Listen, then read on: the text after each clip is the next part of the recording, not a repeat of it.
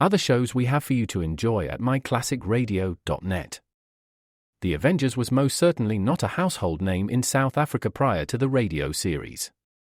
With no national television service until 1976, the mechanism simply was not present in the country to show television programs to mass audiences.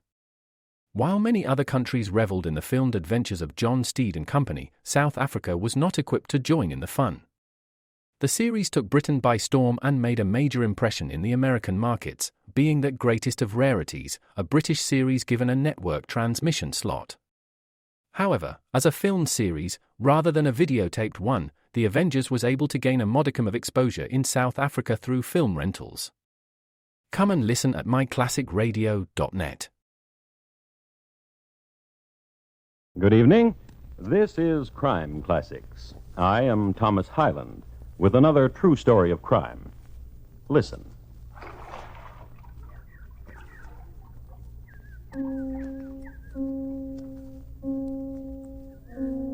You have just been within earshot of a drowning. Not such a drowning as will cause shouts of alarm throughout the world, nor even a headline. Just tears, quiet remorse. For the lady who is weeping just drowned her doll, and a part of her life, and a part of her reason. She'll go on from here to people. She'll go on from here to kill by poison. So tonight, my report to you on the torment of Henrietta Robinson and why she killed. Crime Classics, a new series of true crime stories from the records and newspapers of every land, from every time. Your host each week, Mr. Thomas Hyland, connoisseur of crime, student of violence, and teller of murders. Once again, Mr. Thomas Hyland.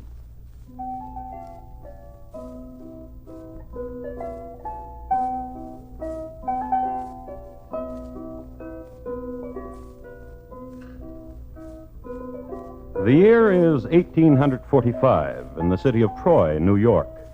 It was summer, and the Trojans were all excited about the town's 56th anniversary, and showing it. Each weekend, the banks of the Hudson were strewn anew with burned-out fireworks and chicken bones, and the broken crockery mixed well with empty clamshells. The Trojans took easily to gay festivals, and the chronicles of Troy of the times tell us that 1845 was, and I quote, of glee and profound merriment. The scene we're interested in took place on a Sunday in summer twilight and has to do with a boy and a girl. They found an idyllic spot, as young lovers will do, which consisted of this: a grove of white birch and sumac, and a pond, a clear and shallow pond of still water and sandy bottom, and a soft, warm breeze. Young lover? Just sit as you are, Henrietta. Young lover. Like this? Oh, happy time, gentle time. So I can remember how beautiful you are. To you, Joseph, I'd lower my eyes, but that I wish to look at you constantly. Henrietta. Yes? The doll. Here, you may hold her. You may go to Joseph Cecily. Take her. She likes you. No. No? Listen, dear. What? Why do you bring her always with us? Why do you pretend she's a person? Well, like... she is. Aren't you, Cecily? She is. My sister threw away her dolls at 15, and you're 17. And because one day I hope... Shh. What? Shh. This world we're in, the quietness of it, trees and the sky, how very blue it is. And look there at the wildflowers, the hummingbird. And you. And you, dear Joseph. May I kiss you? Oh, please don't. There, I protested. Now kiss me. Oh, wait. What are you doing? Cecily's watching. I'll turn her face about. Stop it. Henrietta. You're making fun. Stop it. All right. I'll show you. Oh, dear, what? Show you. Henrietta, put down that stone. Henrietta. No one will ever know. What? This place we're in, this time, and how we love each other. Ask me again, Joseph. About what? Not to go back home to Quebec. To write my parents that I've found my true love. And you want to marry me and keep me here. I do. You were going to kiss me. Please kiss me.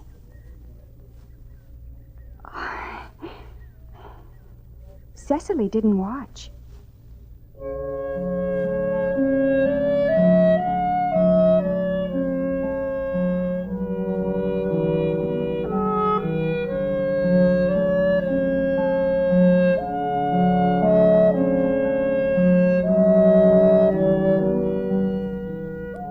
All of us have our darknesses and silent screamings, but most of us don't throw stones at people.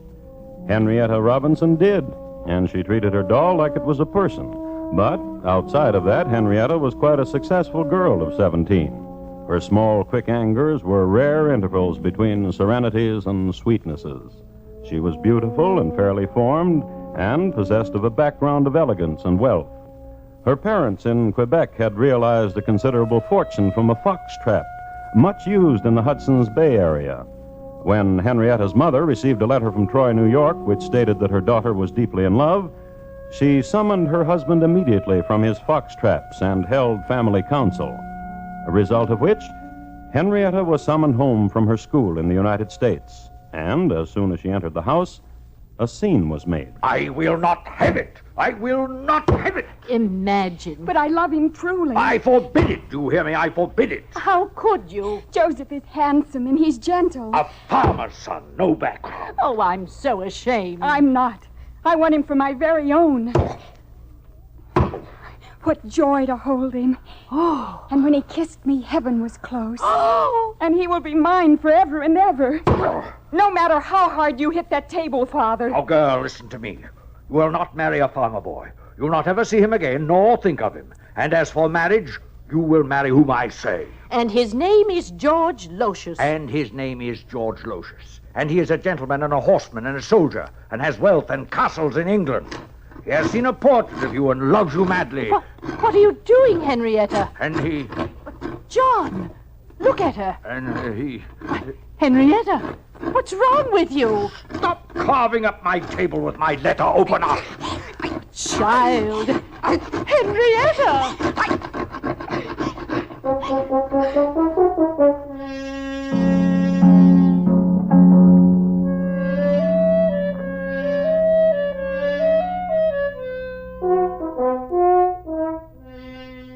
She ruined a fine Regency table, her father's favorite for pounding.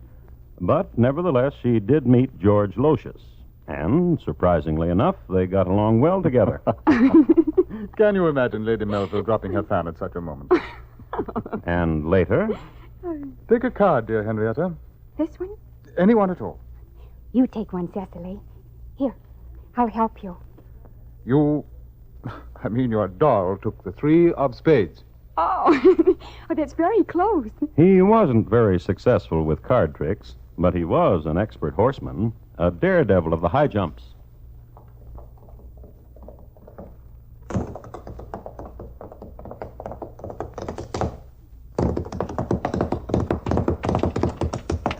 Oh, it's exciting watching you, George. Isn't it, Cecily? Give us your hand. Up we go. Now, hold tight. Now, you got. Take the square.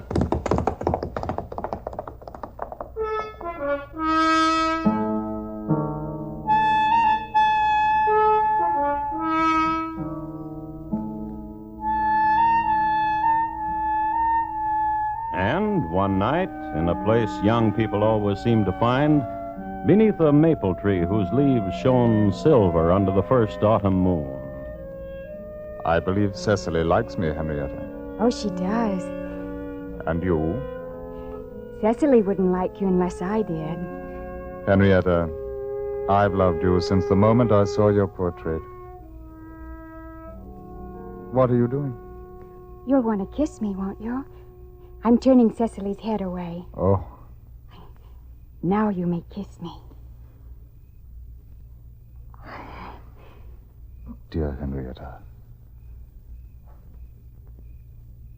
I said, dear Henrietta. Daddy wants me to marry you. Will you? And Mother wants me to marry you. Will you? Well? Let's marry him, Cecily.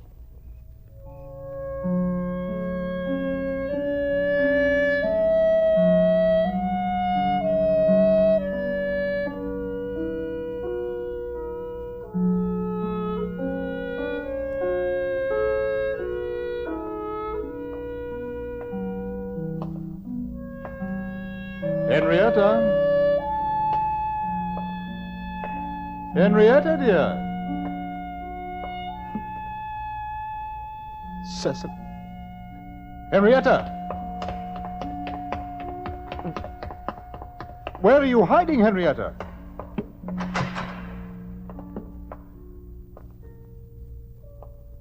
One doesn't hide on one's wedding night, Henrietta. Where are you?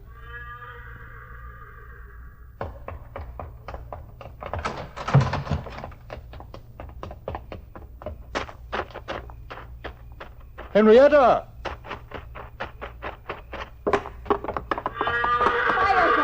Higher! Henrietta! Higher, guard! What has happened to you? Why are you teasing this stallion? What's happened? Come, I'll take you back to the house. No! You're my wife. You'll do as I say. No! Wife. Hold me.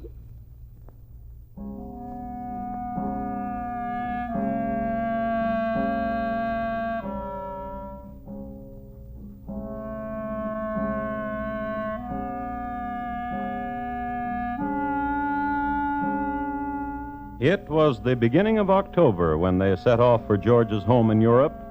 They booked passage on a steamer out of New York, and to get there, they stopped overnight at Troy. I must do some last-minute shopping, George. But why are you taking Cecily? Cecily always liked Troy.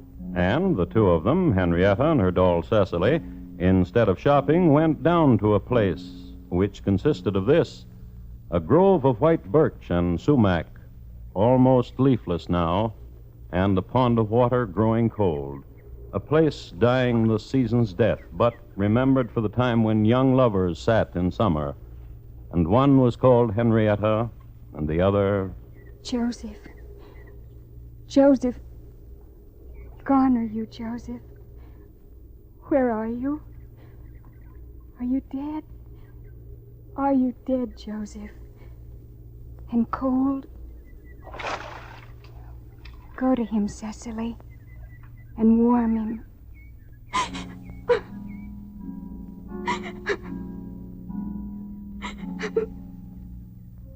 She just drowned her doll, and a part of her life, and a part of her reason, and grew closer to violence.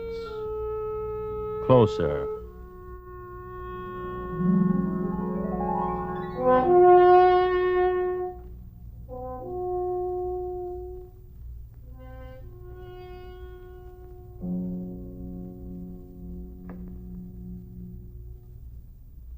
You are listening to Crime Classics and your host, Thomas Hyland.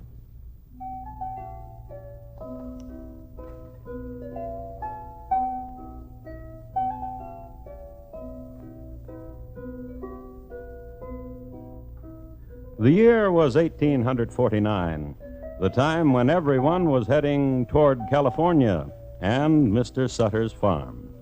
But Henrietta and husband George Lotius set sail for England. It was a leisurely and serene trip under sail, marred only by one occasion. One of the voyagers on the last night out claimed that Henrietta tried to push him into the sea. The statement, however, was met with disbelief, since there had been a gay party aboard and everyone had dressed like pirates, and there was much mock villainy and talk of walking the gangplank. In England, George Lotius brought his wife to his estate a few miles north of London. Here they lived the life of English aristocracy, riding to hounds, puttering among the primroses, and having 2 children. It was the good life in a drafty mansion. There was, however, a servant problem. It seems that every upstairs maid got the feeling somehow that Henrietta was trying to throw her off one parapet or another. Each, in her turn, the maid would complain to Squire Lotius, who would do this. That's the way George scoffed. And he would do this. Here's a week's wages, and I'll write you a letter of reference. Then please pack your bags and leave. But on about the 6th upstairs maid, this happened. And I'll write you a letter of reference, and please pack your bags. No. Wait here a moment.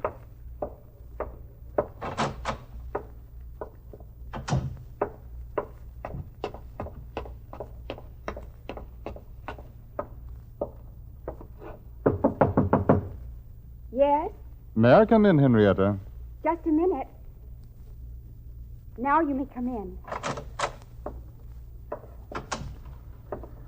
I want to talk to you, Henrietta. Do you like this gown, George? It came from Paris this morning. I never like you in black. You know that. Why are you always wearing black these days? And why... Why what? Why have you taken to wearing that heavy black veil when you go about? You know. No.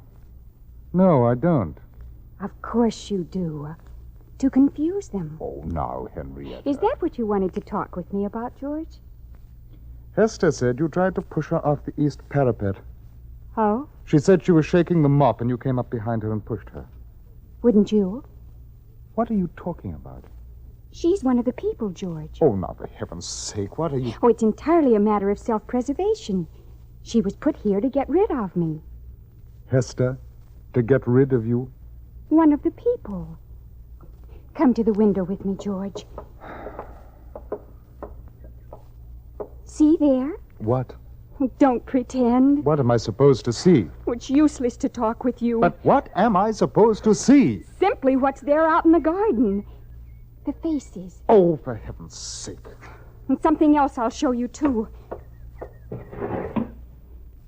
This. A pistol? Really, now? When did you buy a pistol? If they should try to come close to me... Henrietta! In the name of...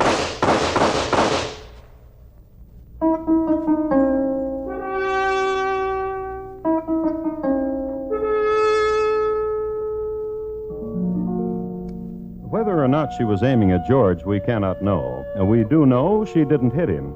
We do know that when she deserted him and their 2 children and returned to this country, he made no effort to bring her back. Nor did he ever have any trouble keeping an upstairs maid. Of the further history of George, we know nothing definite.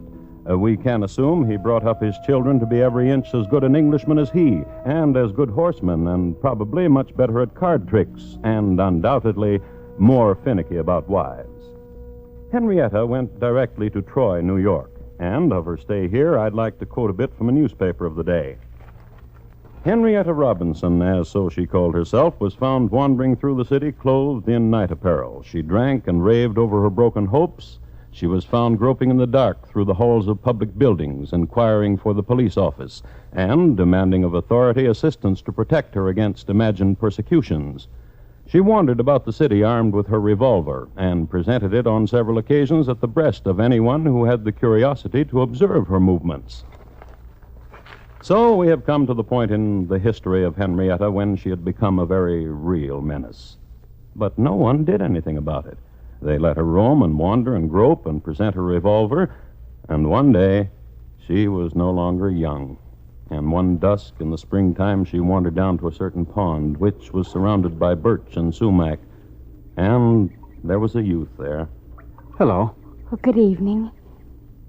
Isn't this a lovely place? Yes. Yes, it is. I stumbled upon it. Is your name Joseph? Why, no. Sit with me. I'd like to. Do you, come here often? Whenever I can. Why? To sit here. To look into the pond. Why? I try to remember why. I always try to remember. There's something...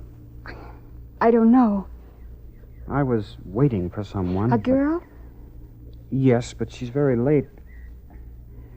I suppose she'll not come. I'd best be going. Oh, wait.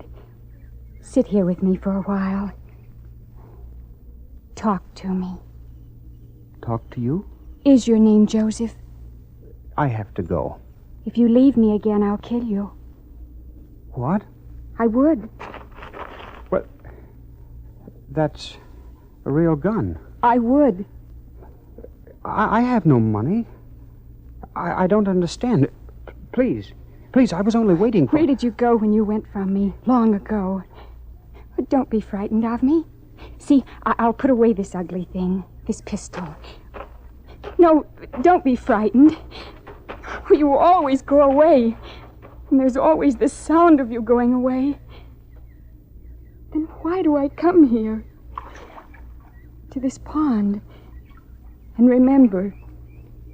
Remember what? Remember what?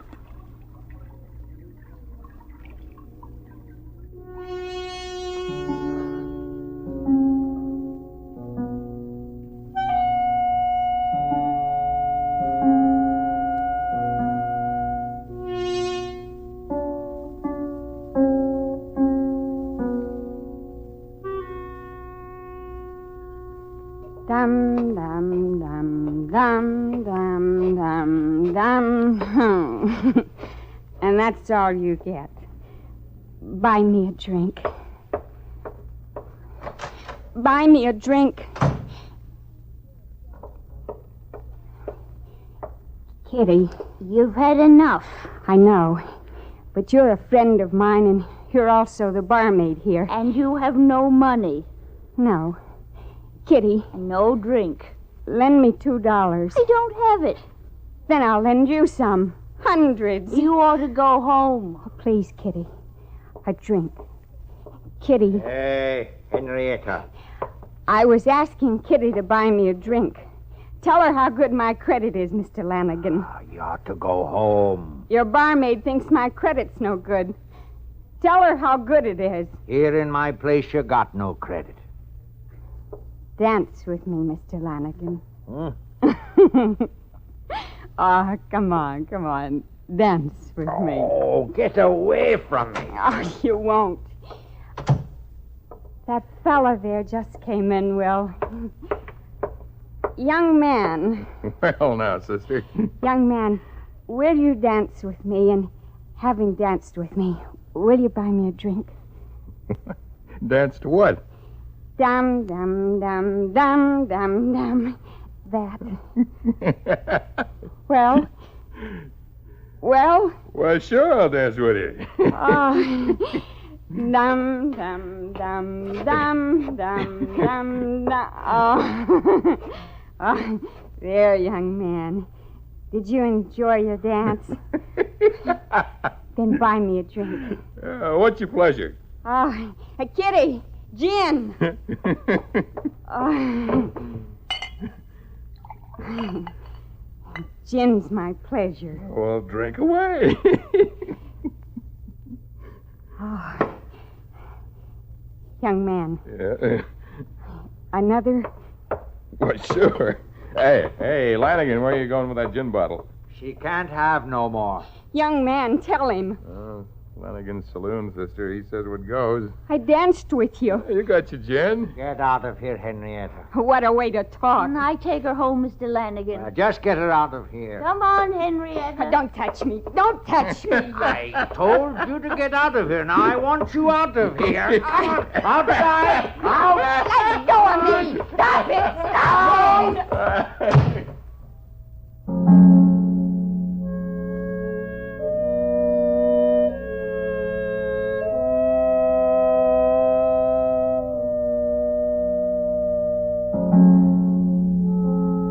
Someone still could have stopped her. Someone who could see the stricken face, hear the mumblings, and realize that such a woman, one who brandished a gun every place she went, one who lived in a world of tortured fancies, and set the cry for someone named Joseph tumbling down alleys and dark streets, and always there was the gun. Someone still could have stopped her, but no one did. She was a whole night away from murder. No one stopped her. Perhaps it was because she was a familiar sight in Troy by this time. Perhaps it was because the Trojans hadn't run out of their jokes about her. Perhaps it was because of the way she finally killed. She pawned her gun for $3. Then she went to a druggist. She bought $2 worth of arsenic. In the early afternoon, she was as sober as she had been for a year. She went back to Lanigan's saloon, arsenic hidden, but waving her last dollar bill. Good afternoon, Kitty. Here, take this money. Oh, you don't owe us anything. She owe us anything, Mr. Lanigan. Well, if she does, we'll forget it. That's kind. Yeah. Mind if I tell you something, Henrietta? Yes. When you're like this, when you're sober, you're almost what I'd call pretty. Now, don't you start that like the rest. Well, I was only trying... Now, don't you start that, that's all. Oh, he didn't mean anything. He was telling the truth. I bet you were a real beauty when you were my age. Henrietta, Yes?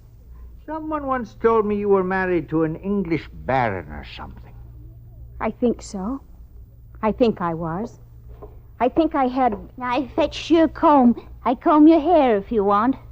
If the both of you will join me in coffee first. I'll get some from the urn. No, let me. I love to serve. I'd consider it a pleasure. And I would, too. Just turn that brass spigot on the urn. Did you hear me? I said... I was just getting the cups ready.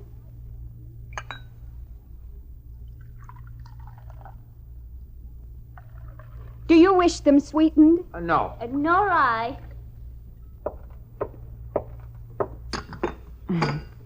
Yours, Kitty, and Mr. Lanigan. Thank you. Where's yours? I'll get it. Now, we can all sit and chat. Is this that new brand coffee, Mr. Lanigan? Or no. This tastes funny, doesn't it? I remember now. What?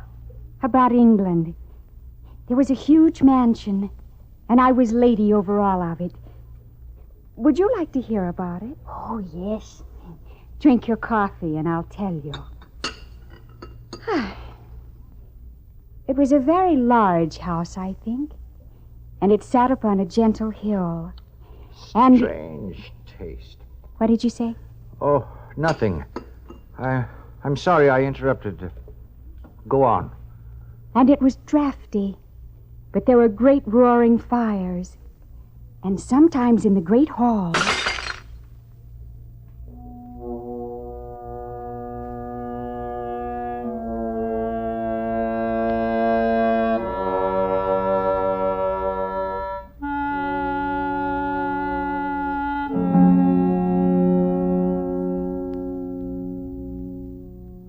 Kitty, the barmaid, died from arsenic poisoning that night.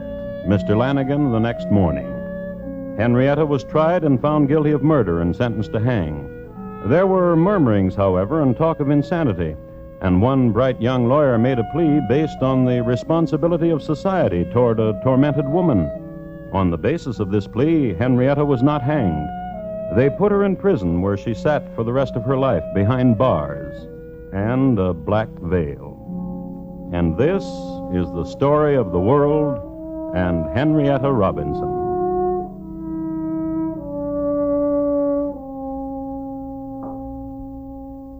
Henrietta Robinson, tonight's crime classic, was adapted from the original court reports and newspaper accounts by Morton Fine and David Friedkin.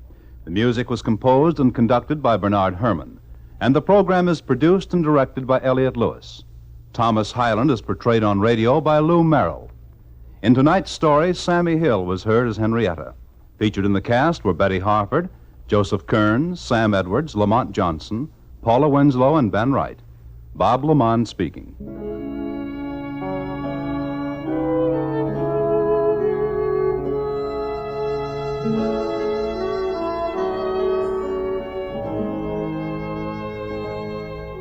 This is the United States Armed Forces Radio and Television Service.